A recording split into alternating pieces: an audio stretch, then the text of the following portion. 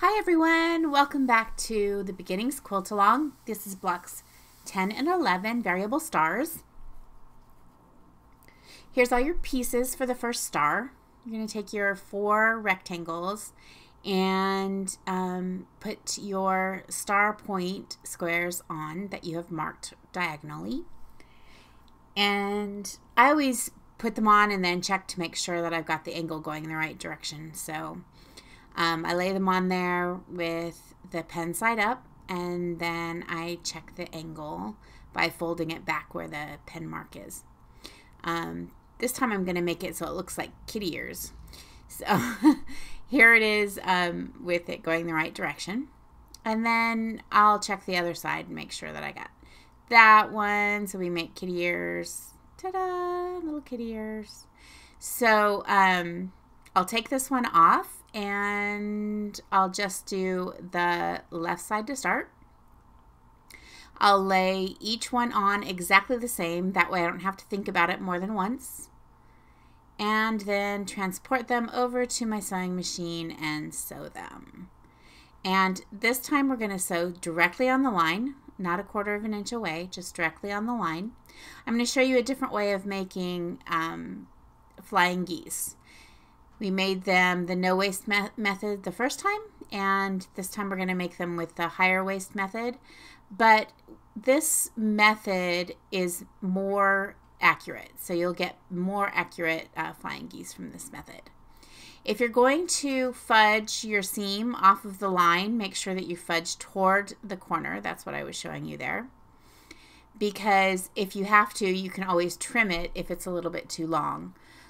But if you cut it, if you sew to the inside of the line toward your background fabric, you'll end up with it being too short and your rectangles won't come out the right size. Your flying geese won't come out the right size. So if you're going to fudge, fudge toward the outside of the corner. Here I'm just trimming to a 1/4 of an inch. I always use my scissors to cut the corners off because I find it faster than manipulating my rotary cutter and my ruler. So I just use my scissors to cut it. I discovered, well, I didn't discover, but I forgot until I started pressing my blocks that the last time I used my iron was on a blouse that I made with some very expensive lace fabric that I thought was cotton, and it turned out to be not cotton. It turned out to be nylon. And before I discovered that it was nylon, I went ahead and tried to iron it. So I have plastic melted to the bottom of my iron, which I completely forgot about until I was about halfway through ironing these. You'll see I discover it here eventually. So I'm pressing, and you can't tell from the video, but I'm pressing carefully because those seams are biased and you don't really want to stretch those seams. So just be careful when you do it. I set my seam first and then I open it carefully, and I carefully, lightly lay the iron on there just to turn it as carefully as I possibly can. That way you'll end up with a more rectangular shaped flying geese. The good thing, see, I just discovered that the plastic was on there because as I held that down, it made a brown spot. Ta-da! There it is. That's where I ironed that lovely lace. So here I am trying to wipe it off, but it doesn't work. And so eventually you'll see I get smart and get a pressing cloth. But anyway, I'm using some steam so that I don't have to press too hard or work too hard on that bias seam. So now we will put the other pieces on, the other star points with the angles on the other corner. And the easy way to remember this is you can put them on there and check them just like you did the first time. But you can also remember that your markings are going to cross that top part. So when you put that on, your marking should cross where the point is. So that's an easy way to remember, not have to think about it too much. There we go, our little star points. See? I love flying geese. They're so pretty. I don't know why, I just do, but flying geese blocks are always fun. Anyway, so flying geese are super important. Learning how to do these different techniques to make flying geese is good because you're going to use flying geese. If you do any quilting at all, you'll probably use flying geese in almost every quilt you make. So finding a method that you like best is really good. This is my favorite one if you want it to come out as perfect as possible. Flying geese are difficult because you're using all those triangles, and so you have your bias. So here we are at the sewing machine, and what I'm showing you here is you want to start at the corner and not at the part where you have lots of seams and lots of fabric, because it will push your block away as you start out, and you'll end up with your seams not being the right length. You'll end up with a mess at one corner. So start where you just have 2 layers of fabric, and don't start at the place where you have 4 layers of fabric, because it's much easier to get over that little hump of 4 layers if you're coming from the other direction than it is to start out there, if that makes any sense. So this is boring, me just cutting these and ironing them. Sorry about that, but I did want to show you all the steps. So here we'll just iron them. If you ever get something on your iron like this, so I've tried Goo Gone, and because this is a plastic, it doesn't really want to come off. I've tried, I used an entire Mr. Muscle eraser thing on there. It didn't work. So I don't know what to get this off with. Probably going to have to melt it off with my Cricut Easy Press, because it gets hotter than the iron does. And I think if I put a piece of fabric in between it and my Easy Press, I could probably melt the plastic off onto another piece of fabric, which is probably what I'm going to have to do. But this is my favorite iron. I have an Oliso, and I thought I would really like it, and I just don't like it as much as this one. This one gets way hotter, makes everything lots flatter, so I use this one now exclusively. So what I'm showing you here is you want to make sure that you have a 1/4 inch there at the point. And if you make sure to press towards your star points, you will have that apex showing, so that when you go to sew onto your center square, when you flip over your flying geese, you'll be able to see right where you want to sew to make sure that you have perfect points. I'm going to show that here in a second as well.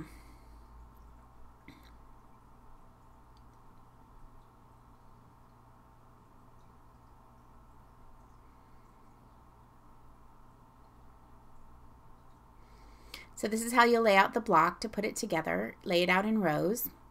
You'll put your background squares in each corner. And then you'll have the thinner top row, the larger center row, and the thinner bottom row.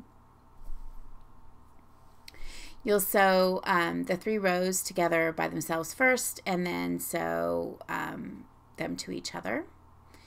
And when you go to sew the top row to the center row, to make sure that you get your point perfect, here I'm just showing that you're putting those together in rows.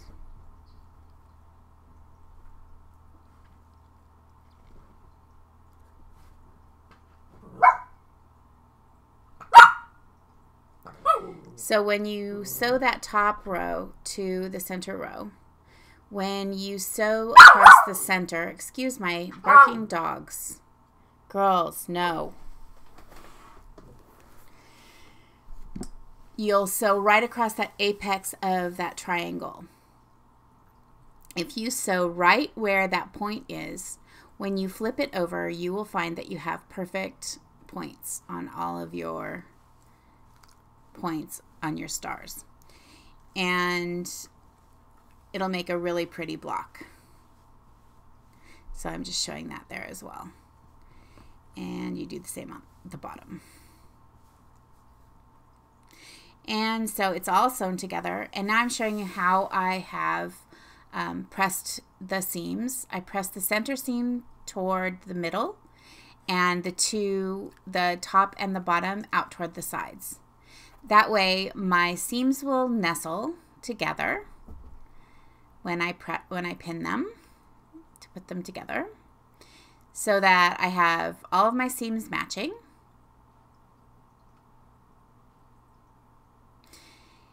And so that's how you'll do it. And you can see here, because I had the, I sewed right over where the point was, which I'm showing here.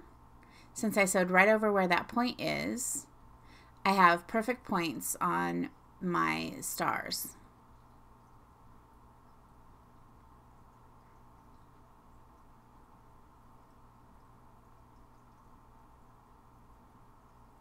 So now we just sew those 3 rows together and your block is all finished.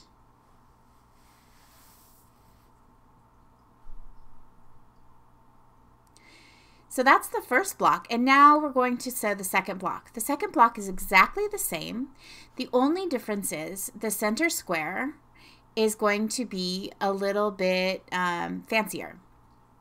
So the reason these blocks are called variable stars is just for that reason. That center square, because it's so large, in this case 4.5 inches square, you can make a lot of fun different designs in there. You could do like a little 9 patch, or you could do a little pinwheel.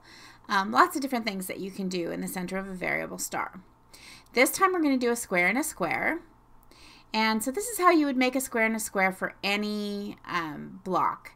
You can fussy cut that center. If you fussy cut something cute like a little animal or something, then a little animal would show up in that diamond in the center of that block. But right now we're just doing this with this regular fabric, although it does have some cute little motifs in it, like a little pan flute player and some little animals, so I like that fabric a lot.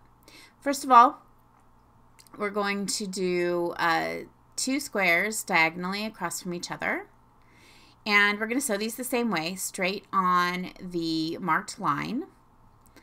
And I'm just putting a pin in to hold them on so that they don't get skewed as I take this over to the sewing machine. Just want to make sure that it's matched up perfectly to all the corners and to the sides of the block.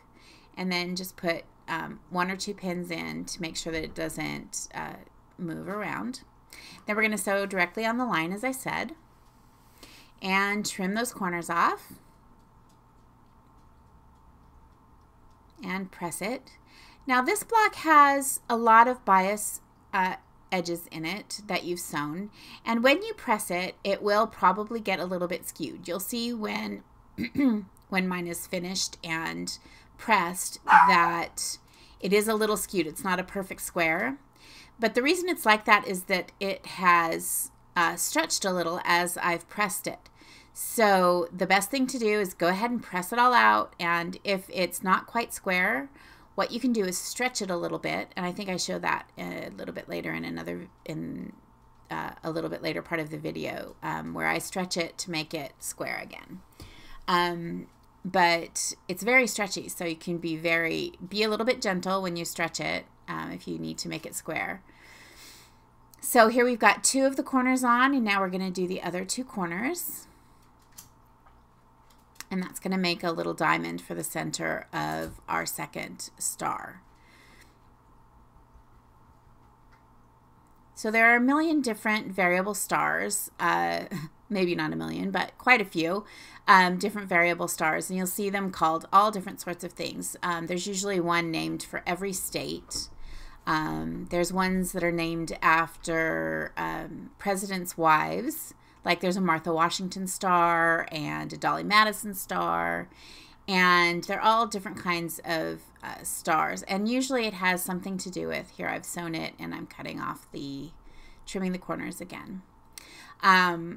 Usually has something to do with the center being different. And again, that's why they call that a variable star. And you'll see these in lots of different quilts, and they make great baby quilts.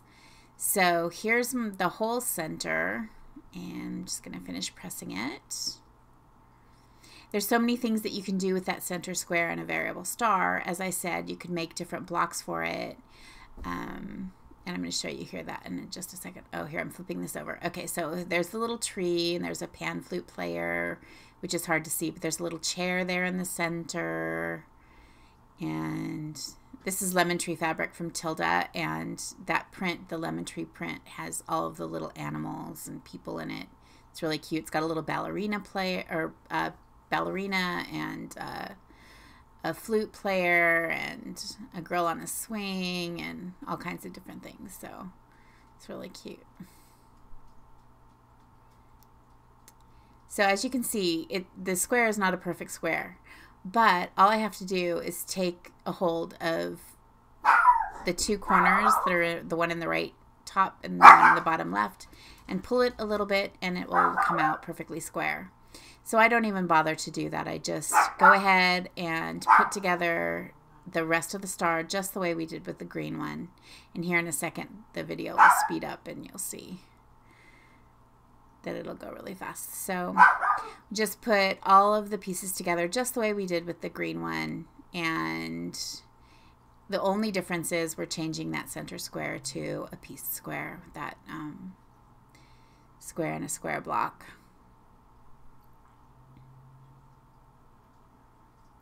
So as I pin these together, at that time is when I will just pin them so they're straight, and as soon as it's put together and pressed, it'll be all nice and flat and straight.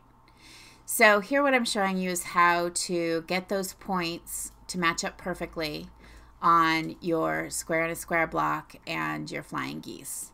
So you put a pin into the point on the flying geese and a pin into the point on the square and a square. And you make the pin stand straight up. And then you're going to put a pin in either side, just a little bit away from that center pin.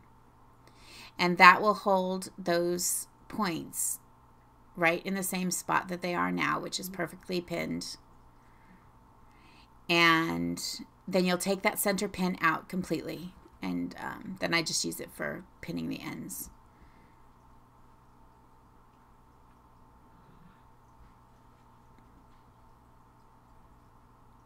So now when I sew that together and I sew over that point where I can see it, because I'll have it on the top on my sewing machine, you sew directly over that point. Both of those points, the one on the square and a square and the one on the flying geese, are going to match up perfectly.